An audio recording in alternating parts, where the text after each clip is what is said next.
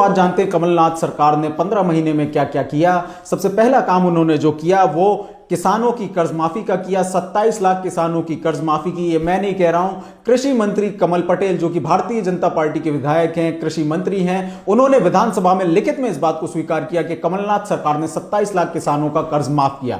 दूसरा बड़ा काम किया कमलनाथ सरकार ने, माफियाओं की कमर तोड़ना। विभिन्न प्रकार के माफिया हैं, चाहे वो मिलावट माफिया हो, चाहे वो अन्य प्रकार के माफिया हो, जो मिलावट कर करके आपको डिटर्जेंट मिला हुआ पानी सफेद दूध के नाम पर पिला रहे थे या आपको टिश्यू से बना हुआ पनीर खिला रहे थे। ऐसे माफियाओं को पकड़ करके, उनकी कमर तोड़ करके, उनके संस्थान तोड़ करके, उनकी हिम्मत को तोड़ करके कमलनाथ सरकार ने उन पर राष्ट्रीय सुरक्षा कानून रासुका लगा करके उनको जेल भेजने का काम किया। दूसरा बड़ा काम उन्होंने यह किया। तीसरा सबसे बड़ा काम जो उन्होंने किया वो था बिजली के मामले में राहत देना। 100 रुपए में 100 यूनिट बिजली, चाहे आप एपीएल हो, बीपीएल हो, एससी, एसटी, ओबीसी या सामान्य वर्ग या कोई और वर्ग, आप किसी भी वर्ग के हो, आपकी कोई भी आय हो, आपको 100 रुपए में 100 यूनिट बिजली मिलेगी। 150 यूनिट तक इसकी राहत देने का प्रावधान किया। ये कुछ बड़े काम कमलनाथ सरकार ने किए। सामाजिक सुरक्षा की जो पेंशन है, विधवाओं की जो पेंशन है, 300 रुपए से बढ़ा करके 600 रुपए तक उसको किया।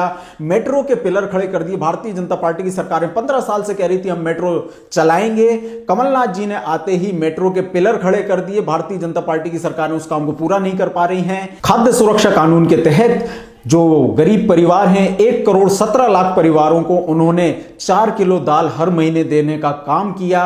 कमलनाथ सरकार ने 1000 गौशालाओं का निर्माण इस प्रदेश में प्रारंभ किया। 10 हॉर्स पावर तक जो किसान बिजली का इस्तेमाल करता है, उस किसान को जो बिल मिलता है, जो राशि देनी होती है, वो उन्होंने 50% तक कम की। यह काम कमलनाथ सरकार ने किया। सरकार में आते ही मैग्निफिसेंट मध्य प्रदेश जैसे बड़े आयोजन किए, जिसके जरिए हजारों करोड़ रुपए का निवेश इस प्रदेश में आया। युवाओं को रोजगार मिलने की शुरुआत हुई। बड़े पैमाने पर सरकारी भर्तियां उन्होंने शुरू की। बड़े पैमाने पर उद्योगपति आए। इस बात को उन्होंने अनिवार्य किया। इस तरीके का एक कानून लाए कि यदि कोई व्यक्ति मध्य प्रदेश में उद्योग स्थापित करता है तो मध्य प्रदेश के युवाओं को 70% रोजगार उसको देना पड़ेगा। इस बात का उन्होंने प्रावधान किया। 4 नए टेक्सटाइल पार्कों की स्थापना उन्होंने करी। 4 नए रोजगार मेले उन्होंने आयोजित किए। भारतीय television awards, Indian television awards, जो इससे पहले केवल मुंबई में हुआ करते थे, वो पहली बार मुंबई के बाहर यदि कहीं हुए तो इंदौर में हुए। कमलनाथ जी के प्रयासों से मध्य प्रदेश में हुए। आईफा जैसा बड़ा आयोजन जो इससे पहले केवल विदेशों में हुआ करता था, विदेशों में होने के बाद भारत में जब पहली बार हुआ तो मुंबई में हुआ, और मुंबई में आने के बाद जब दूसरी बार किसी प्रदेश में गया तो वो इंदौर में, मध्य प्रदेश में कमलनाथ जी के प्रयासों से प्रस्तावित था। लेकिन भारतीय जनता पार्टी की सरकार आते ही आईफा अवार्ड्स कैंसिल कर दिया गया। 6 लाख से ज्यादा युवाओं को 4000 रुपए का स्टाइपेंड देने की शुरुआत कमलनाथ सरकार ने की। ये सारे काम थे। इस सब का एक समग्र प्रभाव हुआ कि प्रदेश में निवेश का एक माहौल आया, लोगों को रोजगार मिलने लगे, युवाओं को रोजगार मिलने लगे। और यही कारण है कि शिवराज चौहान जी के समय जो मध्य प्रदेश में बेरोजगारी दर 7% हुआ करती थी, वो कमलनाथ जी के प्रयासों से वही बेरोजगारी दर 40% कम हुई पहले ही उनके साल में, पहले ही उनके कार्यकाल में, और वो बेरोजगारी दर 4% तक आ गई। यह कमलनाथ जी का युवाओं के लिए किया हुआ काम था। सामाजिक मोर्चे पर यदि देखा जाए तो 10% सामान्य वर्ग का आरक्षण उन्होंने लागू किया। पुजारियों का मानदेय 21,000 पुजारियों को लाभान्वित किया गया। उनका मानदेय 3 गुना तक बढ़ा दिया गया, जो इससे पहले नहीं हुआ था। इसके साथ ही 27% ओबीसी आरक्षण को उन्होंने लागू किया, जो इससे पहले 14% था। वो भी कांग्रेस की ही सरकार ने दिया था। 27% तक उस आरक्षण को लेकर के गए। अनुसूचित जनजाति, शेड्यूल्ड ट्राइब्स के लोगों का साहूकारों से लिया हुआ कर्जा उन्होंने माफ किया। इस बाबत एक कानून बनाया गया। अनुसूचित जाति वित्त विकास निगम से 1 लाख रुपए तक का कर्जा दलित समाज के लोगों ने जो लिया था, उस पर प्रक्रिया आगे बढ़ाई कि कैसे उस कर्जे को माफ किया जा सके।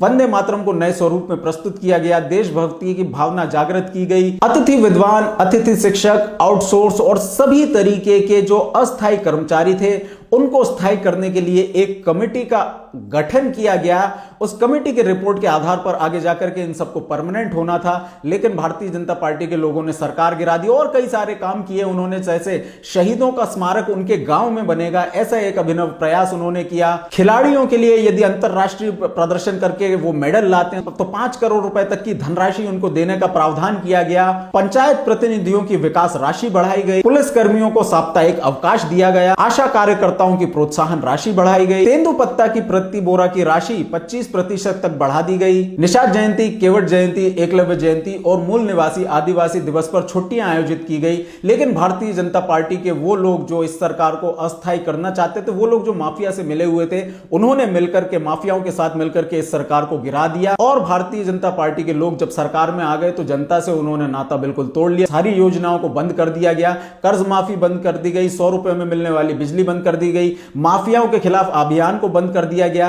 तो मध्य प्रदेश की जनता अब यह मन बना चुकी है कि 2023 में कमलनाथ जी को वापस लाना है, ताकि विकास के पथ पर मध्य प्रदेश को जो अग्रसर किया गया था उस परिपाटी को वो आगे ले जा सकें, उस परंपरा को आगे ले जा सकें और जो काम उन्होंने शुरू किए थे उन कामों को अंजाम तक पहुंचा सकें। उन्हीं के शब्दों में यदि कहा जाए तो आप कमलनाथ जी का साथ मत दीजिए, कांग्रेस का साथ मत दीजिए, लेकिन सच्चाई का साथ दीजिए। मध्य प्रदेश को हमें विकसित राज्यों की श्रेणी में ले जाना है तो सच्चाई का साथ आप सबको देना पड़ेगा। 2023 आने वाला है, तैयार हो जाइए, कमलनाथ जी को वापस लाना है। बहुत बहुत धन्यवाद।